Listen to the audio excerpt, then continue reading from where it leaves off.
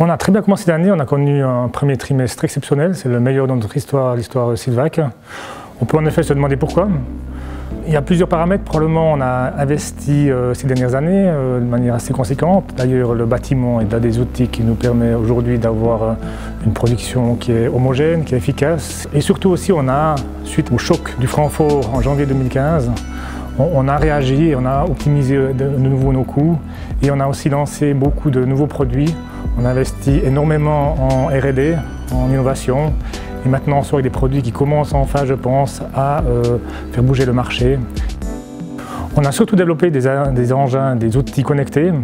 Donc typiquement, l'instrument Bluetooth, c'est le seul sur le marché avec le Bluetooth built-in, donc à l'intérieur intégré dans l'instrument, avec en plus une durée de batterie qui est nettement plus longue que les outils dans lesquels on est habitué, comme les smartphones ou les tablettes qui durent à peine quelques jours. Nous, on dure plusieurs mois, voire plusieurs années.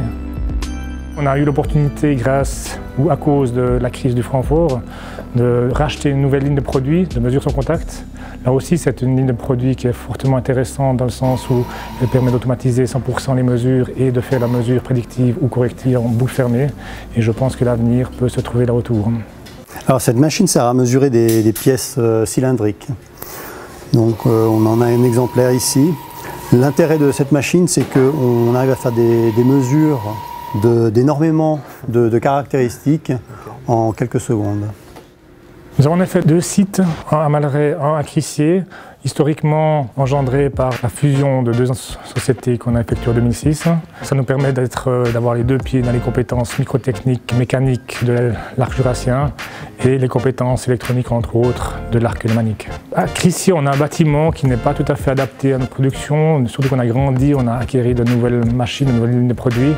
On analyse, on étudie une solution aussi pour construire nos bâtiments sur le canton de Vaud et déplacer légèrement l'usine de Crissier dans la région d'Yverdon. Nous permettrait aussi de tenir compte des améliorations qu'on a effectuées ici.